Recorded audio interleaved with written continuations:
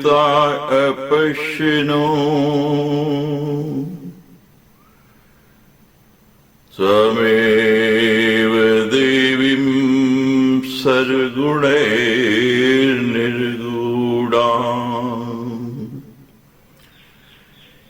त्वमेव शक्ति परमेश्वरस्य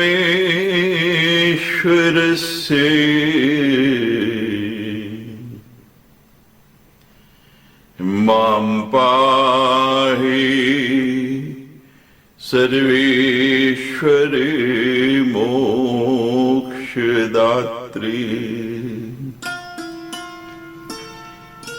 देवात्मशक्ति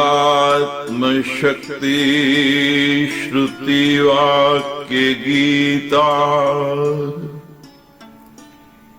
महर्षि लोकस्य पुरे प्रसन्ना गुहा परं व्योम सते प्रतिष्ठा मां पाहि सर्वेश्वरि मोक्षदात्री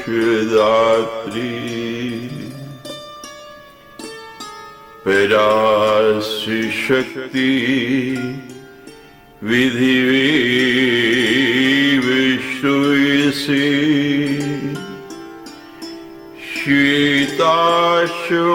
श्वेताश्वाक्योदित देवी दुर्गे स्वभावकी ज्ञान बल क्रियाते मां पाहि सर्वेश्वरी मोक्षदात्री देवात्मशब्देन शिवात्मभूता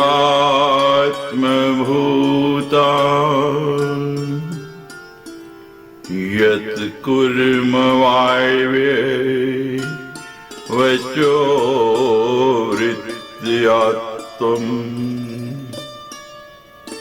पाशुविच्छेद करी प्रसिद्धा मां पाहि सर्वेश्वरी मोक्षदात्री तं ब्रह्मपुच्छा विविधा मयूरी ब्रह्मा प्रतिष्ठाय सुपदिष्ट गीता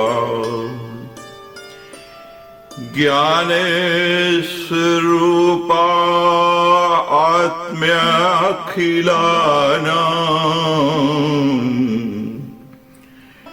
मां पाहि सर्वेश्वरि मोक्षदात्री मां पाहि सर्वेश्वरि मोक्षदात्री ऋषेषु मता कथितं सूत मेताख्यानमुत्तमम् कृष्णस्य चरितं दिव्यम् सर्वे पातकिनाशिनम् सिन्धुहोत्री महाभाग वासुदेव कथानके जायते न पृच्छमाने विस्तरीण महामते। ऋषिकर कहने लगे, हे सूर्य जी, आपने यह बहुत ही उत्तम कथा कही जिसने भगवान श्री कृष्ण के सर्व पाप विनाशक तथा अलौकिक चरित्र का वर्णन किया है। हे महाभाग, हे महामते, आपकी द्वारा विस्तार पूर्वक कहे जा रहे श्री कृष्ण के इस कथानक में हमें वने गत्वा तपस्तपम वासुदेवी दुष्करम विष्णोर्वंशावतारेण शिवस्य आराधनं कृतम् वरप्रदानं दिव्या जय पार्वत्या यत्कृतं पुनः जगन्मातुश्च पूर्णाया श्रीदेवा अंशभूतया ईश्वराणपि कृष्णेन कुतस्तोऽस्म प्रपूजितो न्यूनताव किमत्यस्य तदेवं संशयो। एक तो विष्णु के अंशा अवतार श्री कृष्ण ने वन में जाकर घोर तप किया और शिव की आराधना की। पुनः जगत जननी श्री देवी भगवती पूर्णा की अंश स्वरूपा देवी पार्वती ने श्री कृष्ण को जो वरदान दिया, ईश्वर होते हुए भी श्री कृष्ण ने शिव तथा पार्वती की उपासना क्यों की?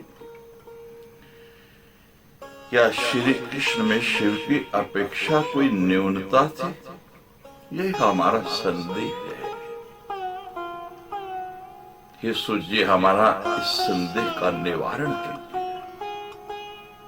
हमारे मन में शंका है, शंका को निर्मूल कर दीजिए। सूर्य कहने लगे, कारणं तत्र मया व्यासश्रुतं च यत् प्रब्रवीमि महाभागा कथं कृष्ण गुणान्विता विदितान्तं व्यासते श्रुत्वा विराटे सुतजस्तदा पुनः प्रपच्छ मेधावी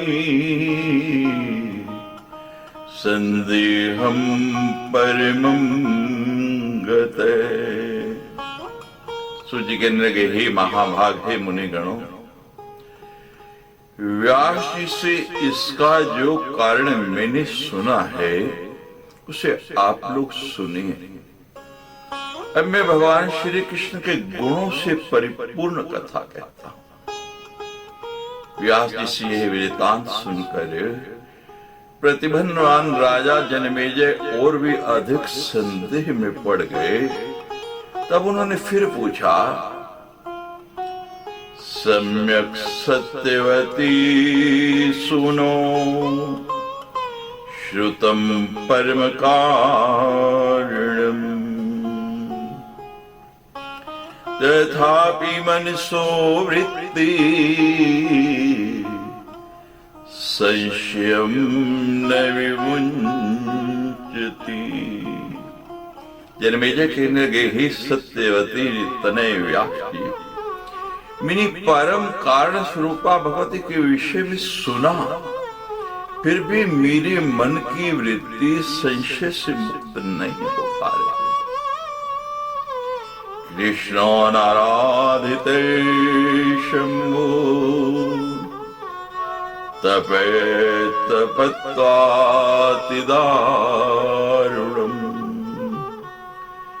विस्मयं महाभाग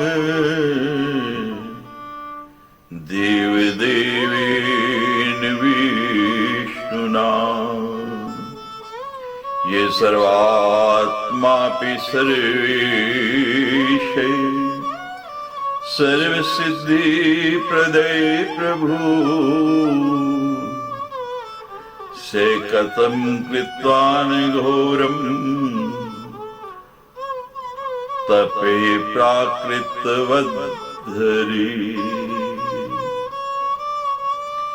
जगत कर्तुम क्षमे कृष्णे तथा पालयितुम क्षमे सहर्तुम अपि कस्मात् दारुणं तप आचरत। ये महाभाग मुझे ये महान विस्मय है कि देवों के भी देव विष्णु के अंश से उत्पन्न श्री कृष्ण ने अति उग्र तपस्या करके भगवान शिव की आराधना की, जो सभी जीवों की आत्मा, सभी के ईश्वर और सभी प्रकार की सिद्धियां देने वाले हैं। उन भगवान कृष्ण ने भी सामान्य प्राणियों की भांति घोर तप क्यों किया? भगवान श्री कृष्ण तो जगत का सृजन, पालन तथा संहार करने में समर्थ है, तब भी उन्होंने इतनी उग्र तपस्या किस लिए की? व्यास जी कहने लगे, सत्यमुक्तम तया राजन वासुदेव जनार्दन क्षमा सर्वेषु कार्येषु देवानां दैत्यसूदन तथापि मानुषं देहम् आश्रिते परमेश्वरे कृतवान् मानुषान् भावान् वर्णाश्रम समाश्रितान्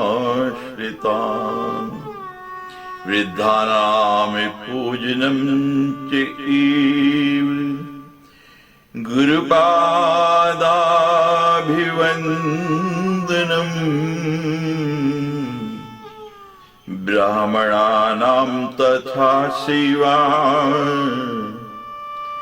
देवता आराधनम तथा। व्यास जी कहने लगे, हे राजन, आपने सत्य कहा है। दैत्य दमन भगवान वासुदेव देवताओं के सभी कार्य करने में समर्थ थे, फिर भी उन परमेश्वर श्री कृष्ण ने मानव देह धारण करने के कारण वर्णाश्रम धर्म से संबंधित मानवोचित कार्य संपादित किए थे।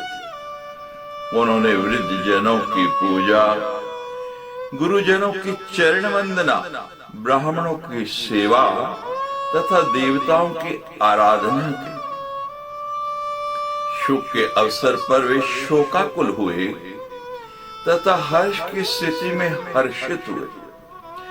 अवसर के अनुसार जैसा जैसा अवसर आया, उन्होंने हीनता और दीनता का प्रदर्शन किया, नानाविध लोका अपवादों को सहन किया तथा अपनी स्त्रियों के साथ लीला विहार किया।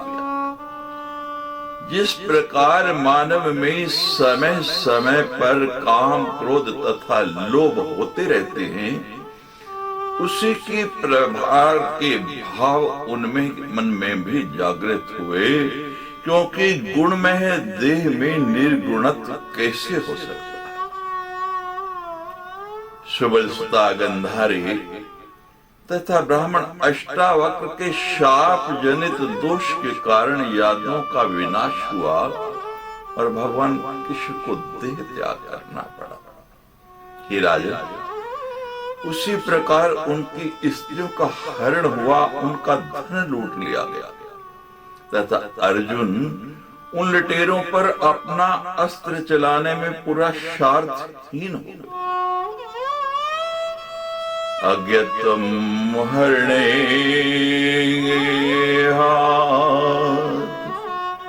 प्रद्युम्न निरुद्धो एवं मानुष्येऽस्मिन्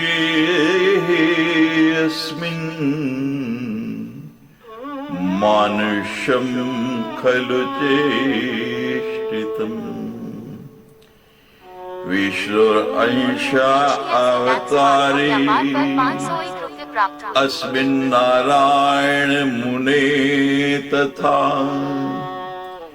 अंशजे वासुदेवेत्र किम चित्रम शिव सेविने। श्री कृष्ण को अपने घर से प्रद्युम्न तथा अनिरुद्ध के हरण की जानकारी नहीं हो पाई।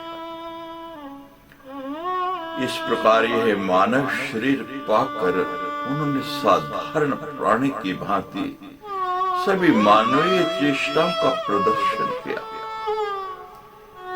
तब भगवान विष्णु के अंशावतार तथा साक्षात नारायण के अंश से उत्पन्न श्री कृष्ण ने यदि शिव जी की उपासना की तो इसमें आश्चर्य ही क्या है।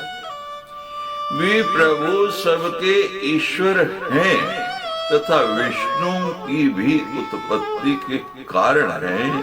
वे सुषुप्त स्थान कारण देह के स्वामी हैं, इसलिए वे विष्णु के द्वारा भी पूजित कहे गए हैं। तदंश भूता कृष्णान् अस्ते कथम निष्पूज्यते। अकारो भगवान ब्रह्मा प्युकारे स्याधरी स्वयं।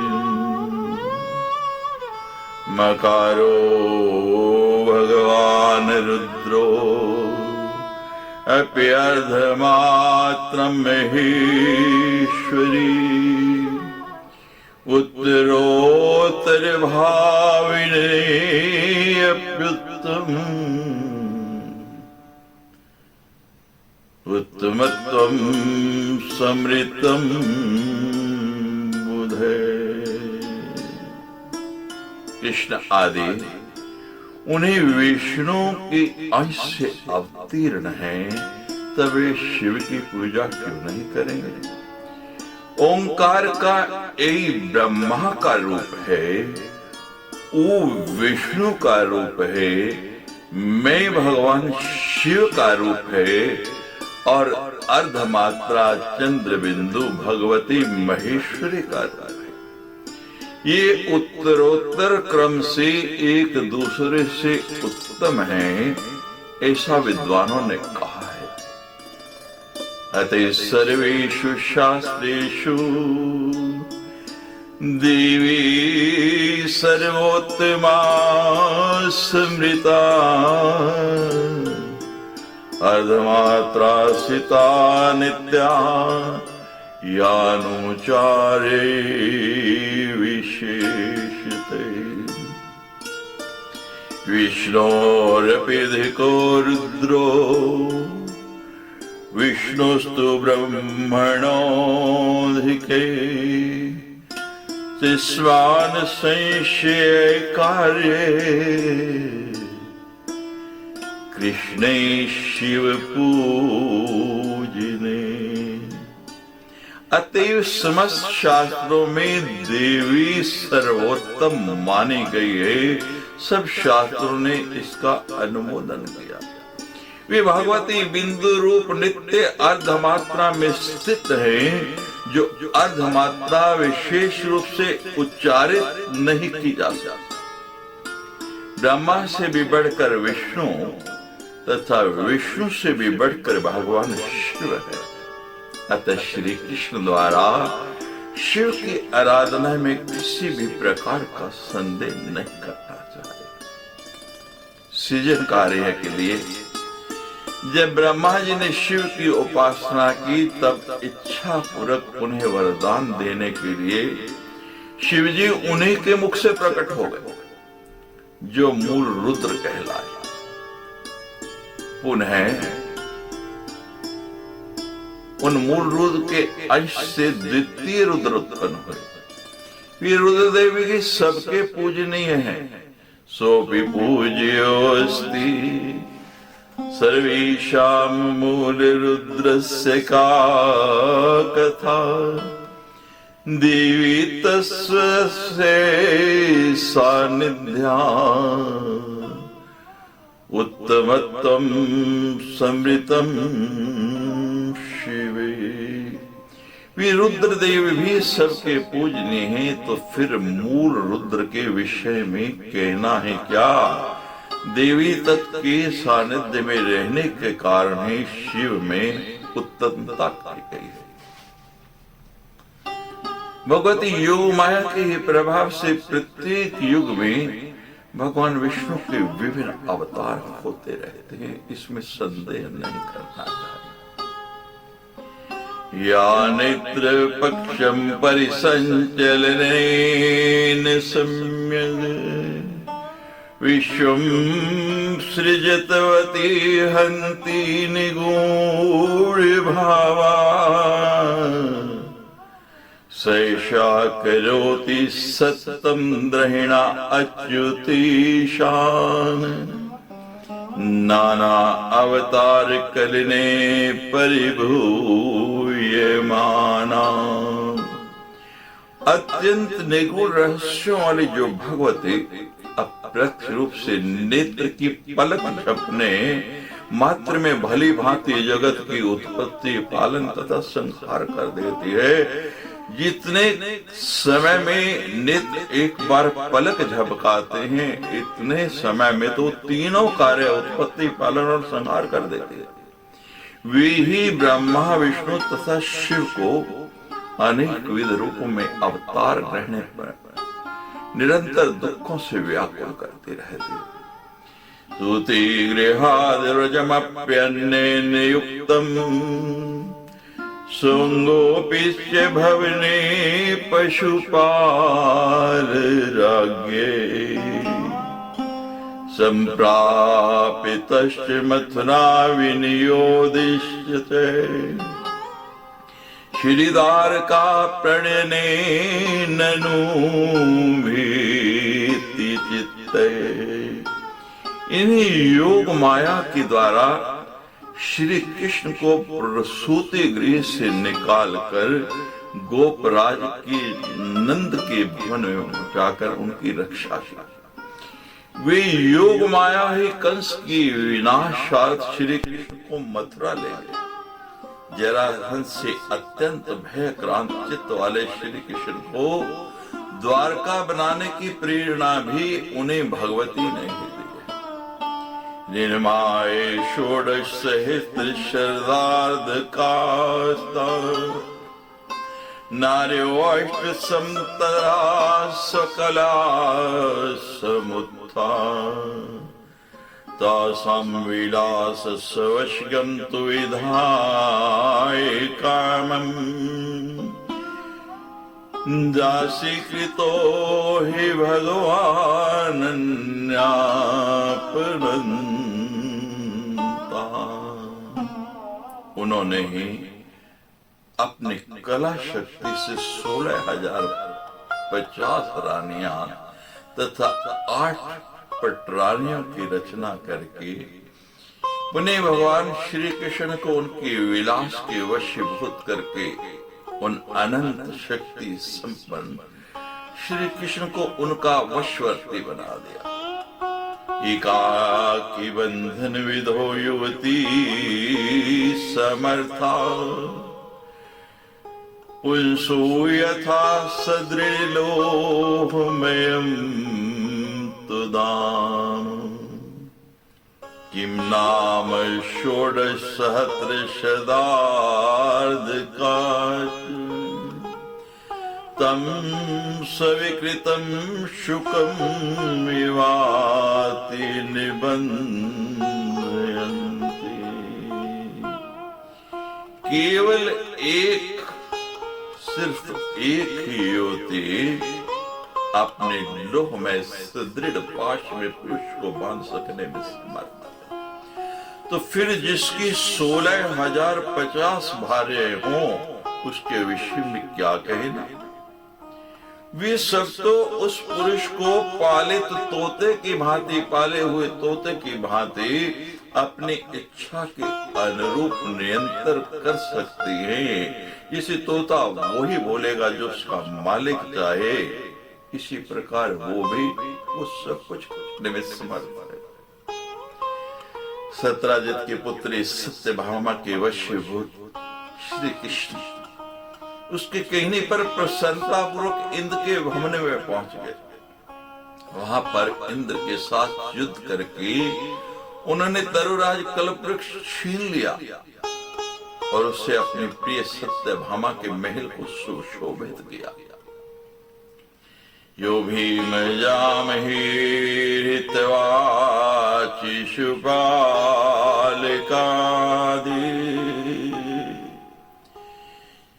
जित्वा विधिं निखिल धर्म कृतो विधित्सु जग्राहतां निज बलेन च धर्म पत्नीं कोसो विधि पर कलत्र हितो विजाते। समस्त धार्मिक अनुष्ठानों को विधि पूर्वक करने की इच्छा वाले भगवान श्री कृष्ण ने शिशुपाल आदि वीरों को जीतकर रुक्मिणी का हरण कर लिया और अपने बल के प्रभाव से उसे अपनी धर्म पत्नी के रूप में ग्रहण किया। किसी दूसरे की भार्या हरण करने की यह कौन सी विधि निर्मित हो गई? अहंकार वशै प्राणी करोति शुभाशुभम् विमूढ़ो मोह जालेन तत्कृतेन तिपातिना। अत्यंत दारुण अधः पतन कराने वाले मोह जाल से विमोहित तथा अहंकार के वशीभूत मनुष्य नाना विधि नाना प्रकार के शुभ तथा अशुभ कार्य करता है। अहंकारादि संजातम इदं सावर्जंगमम् मूलादरि हरादीनाम् उग्रात प्रकृति संभवा। अहंकार परित्यक्तो यदा भवति पद्मजे तदा विमुक्तो भवति नो चेद संसार कर्म कृत। मूल प्रकृति जन्य उग्र अहंकार से ही स्थावर जंगात्मक जगत की उत्पत्ति है और इसी से विष्णु शिव आदि देवताओं का भी प्रादुर्भाव हुआ। जब ब्रह्मा जी पूर्ण रूप से अहंकार से रहित होते हैं तब वे सृष्टि के निर्माण कार्य से मुक्त हो जाते हैं। अन्यथा अहंकार के वशवर्ती होकर वे सृष्टि की रचना में प्रवृत्त रहते हैं। तन्मुक्तस्तु विमुक्तो हि बद्धस्त्वाशतं गते न नारी न धनं गेहम् विपुत्रा न सहोदरा बंधनं प्राणिना न राजान् अहंकारस्तु बन्धके अहं कर्तामयं चेदं कृतं कार्यं बलीयसा करिष्यामि करोम्येवम् श्रियं बध्नाति प्राणभृत् कारणेन विना कार्यं निस्संभवति करिचित्।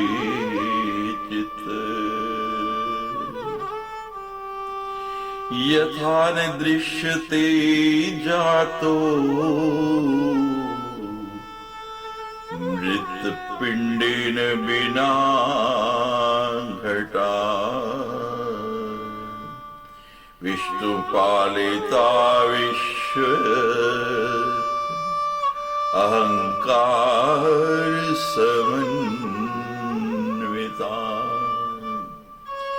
इस अहंकार से मुक्त प्राणी संसारिक बंधन से छूट जाता है और उसकी वशीभूत हुआ प्राणी संसारिक बंधन में पड़ जाता है। ये राजन, स्त्री, धन, घर, पुत्र तथा सहोदर भाई, ये सब बंधन के मूल कारण नहीं है,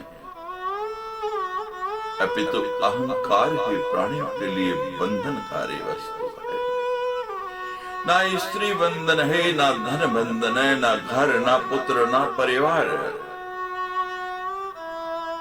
बंधन का एकमात्र कारण अहंकार ही है और व्यक्ति इसी में बंधता है। मैं ही करता हूं, ये कार्य मैंने अपने ही सामर्थ्य से पूरा किया है, ये कार्य पूरा कर लूंगा, ये कार्य अभी कर लेता हूं, ये मेरा है।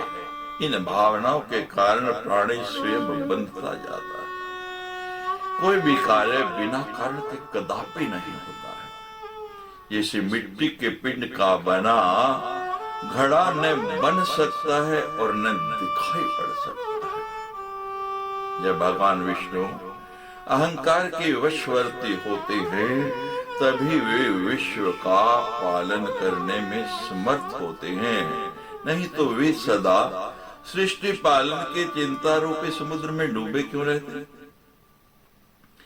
अहंकार मुक्त होकर यदि वे मनुष्य ग्रहण करे तो निर्मल चित्त हुए वे अवतार प्रवाह में होने वाले सुख दुख आदि में कैसे डूबे उतराए। अहंकार ही अज्ञान का मूल कारण है तथा उसी से इस जगत की उत्पत्ति हुई है। अहंकार से विहीन प्राणी को अज्ञानता तथा संसारिक बंधन दोनों ही नहीं होते। अहंकार विहीनाना न मोहो नैति संस्थिति त्रिविधे पुरुषे प्रोक्ते सात्विको राज तथा तामस्तु महाराज ब्रह्मा विष्णु शिवादिषु त्रिविधास्तिषु राजेन्द्र काजेशादिषु सर्वदा अहंकारी सदा प्रोक्तो मुनिभिः तत्त्वदर्शिभिः अहंकारेण तेनेव बद्धा एति निसंशय। ही महाराज, इस जगत में सत्वगुणी, रजोगुणी तथा तमोगुणी ये तीन प्रकार के पुरुष कहे गए। ये राजेंद्र सृष्टि पालन तथा संहार कार्य संपन्न करने वाले ब्रह्मा विष्णु महेश आदि तीनों देवताओं में भी ये तीन गुण सदा विद्यमान रहते हैं। तत्वदर्शी मुनियों ने अहंकार को ही जगत की उत्पत्ति का परम कारण बताया है। अतएव इसमें संदेह नहीं है कि ये ब्रह्मा विष्णु तथा महेश भी उसी अहंकार से आबद्ध हैं। माया विमोहिता मंदा प्रवदन्ति मनीषिण करोति स्वेच्छाया विष्णुर अवतारानने कृषे मंदोपि दुख गहिने गर्भवासेति संकटे नहीं करोति मतिं विद्वान कथम कुर्यास चक्रवृत। माया से विमोहित मंद बुद्धि वाले कुछ मनुष्य कहते हैं कि भगवान विष्णु अपनी इच्छा से नानाविध अवतार ग्रहण करते हैं, किंतु जब कोई मंदपति प्राणी भी अतिशय दुखप्रद गर्भ में निवास करना पसंद नहीं करता, तो फिर सर्व विद्या संपन्न वे चक्रधारी भगवान विष्णु अवतार ग्रहण क्यों करना चाहेंगे? कुछ लोग कहते हैं कि भगवान विष्णु अपनी इच्छा से कौशल्या तथा देवकी के मलमूत्र के परिपूर्ण गर्भ में आए थे, किंतु वैकुंठ भवन को छोड़कर करोड़ों चिंताओं के आगार विषतुल्य दुखदायक गर्भवास में आने से उन्हें कौन सा सुख प्राप्त हुआ होगा? तपस्तप्त्वा क्रन्तुं कृत्वा दत्त्वा दान्यानने कुशे देवाञ्छन्ति यतो लोका गर्भवासं सुदुःखदम् से कथं भगवान् विष्णु शिवश्च चेत् जनार्दन गर्भवास रुचिर्भूर्या भवेत् स्वश्यता यदि। जब साधारण प्राणी भी तपस्या करके विविध प्रकार के यज्ञ संपन्न करके तथा नाना प्रकार के दान देकर अत्यंत दुखद गर्भवास नहीं चाहते, तब यदि भगवान विष्णु स्वतंत्र होते तो उस गर्भवास को क्यों चाहते? यदि वे अपने वश में होते तो गर्भवास के प्रति उनकी रुचि क्यों होती? जानहि त्वं महाराज योग माया वशे जगत ब्रह्मादि स्तंभ पर्यंतम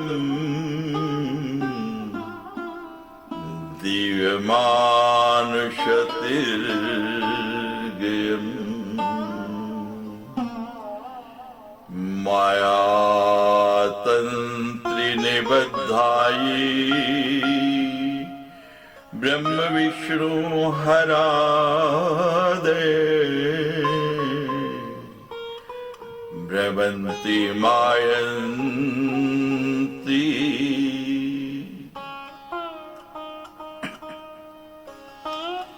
माया तंत्री निबद्धायि ब्रह्म विष्णु हरादे भ्रमन्ति बन्धमायन्ति लीलया चोरिर्नाभवत्। इसलिए ही महाराज आप यह जान लीजिए कि ब्रह्मा से लेकर तृण पर्यंत संपूर्ण जगत, सभी देव मानव तथा पशु पक्षी योग माया आदि शक्ति भगवती की वश में। मकड़ी के तंतु जाल में फंसे कीट की भांति ब्रह्मा विष्णु तथा महेश आदि ये सभी देव उन भगवती की लीला से मायामयी बंधन में पड़ जाते हैं और आवागमन के चक्कर में भ्रमण करते रहते हैं। इसी श्रीमद्देवी भागवते महापुराणे अष्टादशसहस्रयां संहितायां पंचम स्कंधे योगमाया प्रभाव वर्णनम नाम प्रथमो अध्याय। सच्चे दरबार की जय।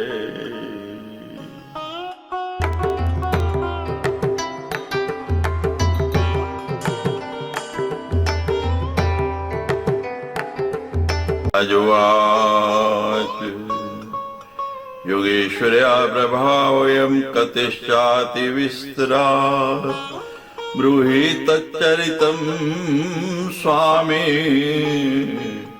श्रोतुं कतोऽहं मम। महादेवी प्रभावं मे श्रोतुं को नाभिवाञ्छति यो जानाति जगत् सर्वं तदुत्पन्नम चराचरम। राजा कहने लगे, हे स्वामी, आपने भगवती योगेश्वरी का यह प्रभाव विस्तार पूर्वक कहा। अब आप उन महामाया का चरित्र कहिए, उसे सुनने की मेरी बड़ी उत्सुकता है।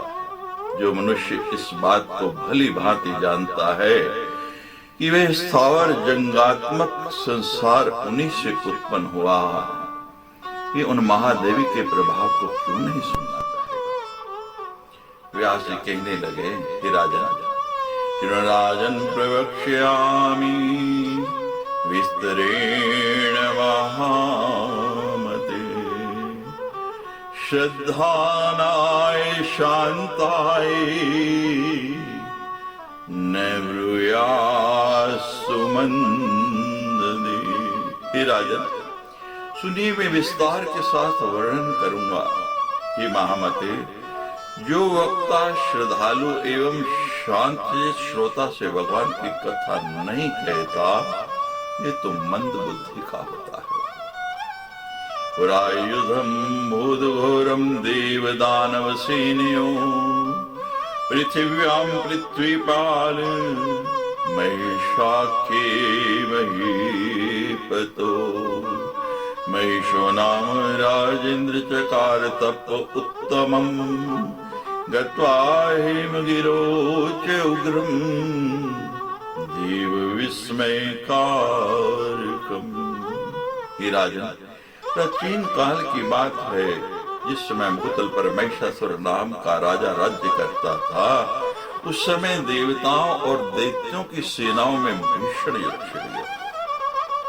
हे राजन, उन्हीं दिनों सुमेरु पर्वत पर जाकर उस महिष नामक दानव ने हृदय में अपने इष्ट देवता का ध्यान करते हुए पूरे 10,000 वर्षों तक तप करके देवताओं को चकित कर देने वाला उत्तम तथा कठोर तप किया। हे महाराज, उसकी तपस्या से लोक पितामह ब्रह्मा जी प्रसन्न हो गए। अतः हंस पर सवार होकर वे चतुर्मुख ब्रह्मा वहां प्रकट होकर उनसे कहने लगे, अमरत्वम देवदेव वाञ्छामि द्रुहिण प्रभो, यथा मृत्यु भयं ने तथा कुरु पितामह। चतुर्मुख ब्रह्मा जी वहां प्रकट हो गए, उनसे कहने लगे, हे धर्मात्मन, वर मांगो, मैं तुम्हारी अभिलाषा पूर्ण करूंगा। वो महिषासुर कहने लगा, हे देव देव, हे ब्राह्मण, हे प्रभो, मैं अमरत्व चाहता हूँ। हे पितामह, आप ऐसा वर दीजिए जिससे मुझे मृत्यु का भय ना हो। ब्रह्मा जी कहने लगे, उत्पन्नस्य ध्रुवं मृत्युर्ध्रुवं जन्म मृत्युस्य च, सर्वथा मरणोत्पत्ति सर्वेषां प्राणिनां किल, नाशय कालेन सर्वेषां प्राणिनां दैत्यपुंगव, महामहीधराणां च समुद्राणां च सर्वथा। ब्रह्मा जी कहने लगे, इस जगत में उत्पन्न हुए का मरना और मरे हुए का जन्म ये निश्चित। समस्त जीवों का जन्म और मरण अनिवार्य रूप से होता रहता है। हे दैत्यप्रवर, समयानुसार संपूर्ण प्राणियों का नाश हो जाता है, यहाँ तक कि बड़े बड़े पर्वतों और समुद्रों का भी नाश हो जाता है। इसलिए हे राजन, मृत्यु संबंधी अपनी यह धारणा छोड़कर हे साधो, दूसरा जो भी वर तुम्हारे मन में हो वो मांग लो। वो महिष कहने लगा, देवानाम मानुषा दैत्यन मरणम में पितामह, पुरुषान्न च मे मृत्युरे, योषा मां काहनेष्यति, तस्मान् मे मरणं नूनं कामिन्या कुरु पद्मज, अभिलाहन्तं मां हन्तुं कथं शक्ता भवेत् ही पिता में देव दानव और मानव, इन तीनों से किसी भी पुरुष से मेरी मृत्यु नहीं है। इस प्रकार जब पुरुष से मेरी मृत्यु नहीं होगी तब भला कौन सी स्त्री मुझे मार सकेगी। इसलिए हे कमल योने, मेरी मृत्यु किसी स्त्री के हाथ से होने का वरदान दीजिए, क्योंकि कोई भी अबला भला मुझे मारने में कैसे समर्थ हो सकेगी। ब्रह्मा जी ने कहा, हे दानवेंद्र, जब भी तुम्हारी मृत्यु होगी किसी स्त्री से ही होगी। हे महाभाग महिषासुर, पुरुष से तुम्हारी मृत्यु नहीं होगी। व्यास जी कहने लगे, हे राजन, इस प्रकार उसे वरदान देकर ब्रह्मा जी अपने लोक को चले और वह दैत्य श्रेष्ठ महिषासुर भी प्रसन्न होकर अपने घर लौट गया। जन्मेजय कहने लगे, महिषैकस्य पुत्रोऽसौ कथं जातो महाबली, कथं चैवैषं रूपं प्राप्तं तेन महात्मना। वे महिषासुर किसका पुत्र था, वे महान बलशाली कैसे हो गया, और उस महान दैत्य को महिष का रूप किसे मिला है। व्यास जी मुझे ये बताइए। जन्मेजय का प्रश्न सुनकर व्यास जी कहने लगे, धनो पुत्रो महाराज विख्यातो क्षिति मंडली, रंभश्चैव करम्भैश्च द्वावास्तं दानवोत्तमो, ताव पुत्रो महाराज पुत्रार्थं ते तुस्तपे, बहुन वर्ष गणान् कामं पुणे पंच नदे जले। हे महाराज, धनु की रंभ और करम्भ नामक दो पुत्र थे। ये दोनों दानव शेष भूमंडल पर बहुत प्रसिद्ध थे। हे महाराज, ये दोनों संतानहीन थे, अतः वे पुत्र प्राप्ति के लिए तपस्या करने लगे। उनमें रंभ ने वट वृक्ष के नीचे जाकर पंच अग्नि का सेवन किया और करम्भ ने पवित्र पंच नद के जल में डूबकर अनेक वर्षों तक कठोर तप किया।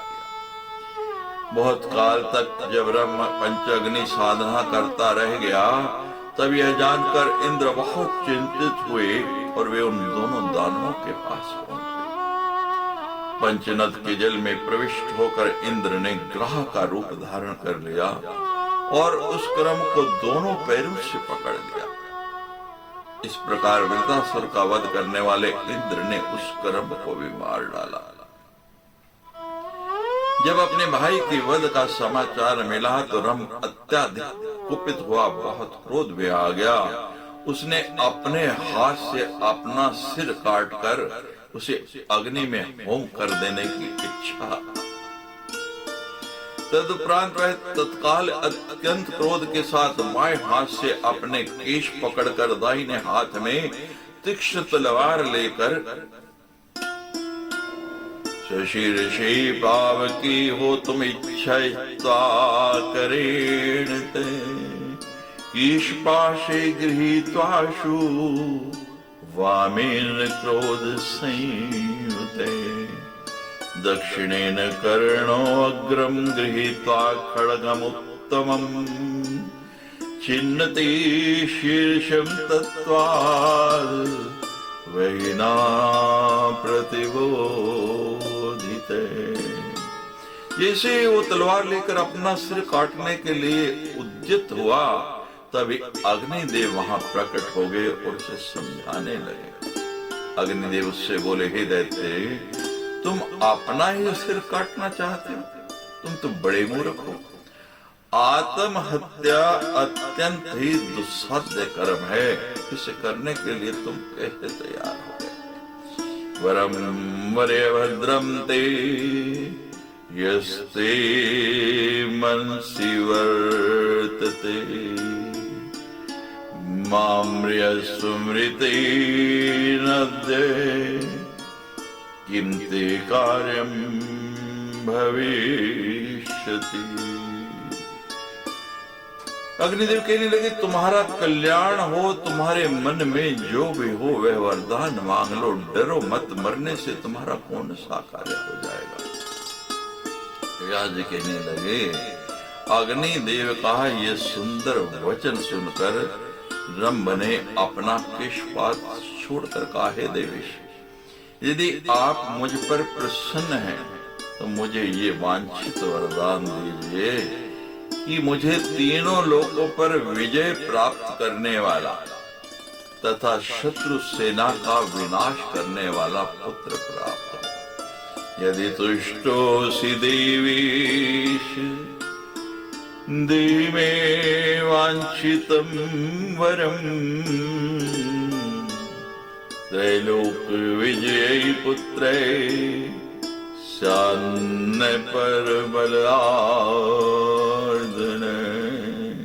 वो देवता, दानव तथा मनुष्य इन सभी से सर्वथा अजय हो, वे महापराक्रमी, अपनी इच्छा अनुसार कोई भी रूप धारण करने में समर्थ तथा सभी लोगों के लिए वंदनीय हो। पावकस्तम तथेत्याह भविष्यते तेप्सितम्, पुत्रे तव महाभाग मरणादिर्माना। अग्निदेव ने उनसे कहा, हे दैत्य, जैसी तुम्हारी अभिलाषा है वैसा ही होगा। हे महाभाग, तुम्हें वैसा ही पुत्र प्राप्त होगा, किंतु अब तुम मरने का विचार छोड़ दो। यस्यां चित्तं तु रंभ त्वं प्रमदायं करिष्यसि, तस्यां पुत्रो महाभाग भविष्यसि बलाधिके। हे महाभाग, हे रंभ, जिस भी स्त्री के प्रति तुम्हारे मन में आसक्ति का भाव आ जाएगा, जिस भी स्त्री पर तुम मोहित हो जाएगा, जिसे देखकर तुम्हारे मन में काम का संचार हो जाएगा, उसी से तुम्हें वह महाबलशाली पुत्र प्राप्त हो जाएगा। व्यास जी कहने लगे, हे राजन, अग्निदेव ने उनसे ऐसा कहा, तब उनका मनमोहक वचन सुनकर दानव श्रेष्ठ रंभ अग्नि को प्रणाम करके वहां से चला गया और एक ऐसे स्थान पर जा पहुंचा जो बहुत ही रमणीक था, समृद्धियों से संपन्न तथा यक्षों से घिरा हुआ था। यक्ष परिवेतम स्थानम रमणीयम श्रियान्वितम, दृष्ट्वा चक्रे तदा भावं महिष्यां दानवोत्तमे, मतायं रूपे पूर्णायं विहायानन्याञ्च योषितम्, सा समागाच्चेतरसा कामयति मुदान्विता। रम्भोऽपि गमनं चक्रे भवितव्ये प्रणोदिते, सा तु गर्भवती जाता महिषी तस्य वीर्यते। जब काम का विवेक हो जाता है, काम का प्रवाह हो जाता है, तो व्यक्ति क्या कुछ नहीं कर बैठता है। अभी तप कर रहा था, वर पाके निकला तो क्या देखा कि एक रूपवती तथा मदमत महिषी वहां से चली आ रही और वो दानव श्रेष्ठ किसी अन्य स्त्री को छोड़कर उसी पर आसक्त हो गया। वे महिषी भी उसे प्रसन्नता पूर्वक चाहती हुई तत्काल उसके साथ रमण के लिए तैयार हो गए। होनहार से प्रेरित होकर रंभ ने उसके साथ समागम किया और उसके वीर्य से वह महर्षि गर्भवती हुई। तत्पश्चात उसे अपने साथ लेकर रंभ ने मनोहर पाताल लोक में प्रवेश किया और वहां पर महिषों से अपने मनोनुकूल उस प्रियतमा की रक्षा करते हुए अन्य महिषों से बचाता हुआ वह सुखपूर्वक रहने लगा। किसी दिन एक दूसरे महिष ने कामासक्त होकर उस महिषी को दौड़ा लिया। यह देखकर दानव रंभ स्वयं वहां आकर उसे मारने के लिए दौड़ा और उसके पास पहुंचकर अपनी रक्षा के लिए रंभ ने उस महिष पर कठोर प्रहार किया। तब उस कामासुर महिष ने भी अपने सींगों पर रंभ को शीघ्रता से प्रहार करना प्रारंभ कर दिया। तडिस्तेन तीक्ष्णाभ्याम श्रृंगाभ्याम हृदे भृशम भूमोपपाति तरसा ममार्चे विमूर्छिते।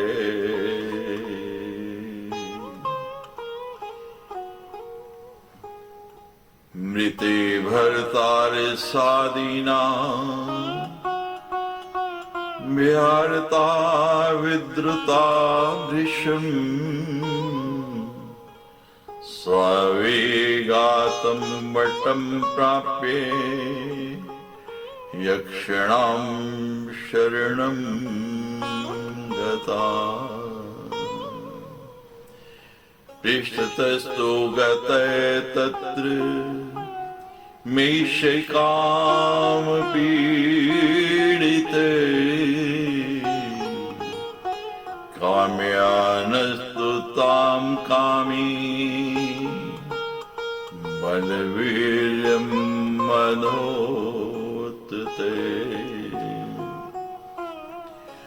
उस महिष के द्वारा तीक्ष्ण सींगों से हृदय स्थल में गहरी चोट पहुंचने के कारण रंभ शीघ्र ही मूर्छित होकर पृथ्वी पर गिर पड़ा और मर गया। पति के मर जाने पर अत्यंत शोकाकुल तथा भयग्रस्त वह महिषी वहां से भाग चली। वेग पूर्वक भागते हुए वह एक वट वृक्ष के नीचे पहुंचकर वहां रहने वाले यक्षों की शरण में पहुंची। वे कामार्थ और बल तथा वीर्यों से मदोन्मत्त कामासक्त महिष भी उसकी कामना करता हुआ उसके पीछे पीछे गया। यक्षों ने उस महिष से पीड़ित तथा भयभीत होकर रोती हुई उस महिषी को देख लिया और महिष को दौड़ाता हुआ देखकर उस महिषी की रक्षा के लिए वे यक्ष वहां आ गए।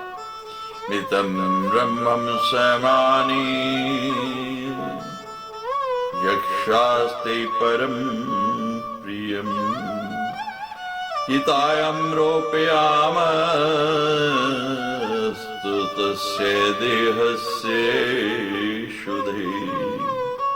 महिषी सा पतिं दृष्ट्वा हितायां रोपितं तदा प्रवेष्टुं सामतिं चक्रे पतिना सह पाविकम्। अब उस महिष के साथ यक्षों की विकराल युद्ध होने लगा और अंत में बाण से आहत होकर वह महिष शीघ्र ही भूमि पर गिर गया। तदनंतर उन यक्षों ने परम प्रिय मृत रंभ को लाकर उसकी देह शुद्धि के लिए उसे चिता पर रख दिया। तब उस महिषी ने अपने पति को चिता पर रखा हुआ देखकर उसके साथ स्वयं भी अग्नि में प्रवेश करने का निश्चय करके सती होने का मन बना लिया। यक्षों के मना करने पर भी अपने प्रिय के साथ वह महिषी विकराल लपटों वाली उस अग्नि में प्रवेश हो गई। महिषस्तु चिता मध्यात् सम्मुतस्तो महाबले रम्भोऽपि यन्दपो कृत्वा निःसृत पुत्रवत्सले रक्तबीजोऽप्यसौ जातो मैषोऽपि महाबले अभिषिक्तसुराज्यसो यारिर्सुरोत्तमे।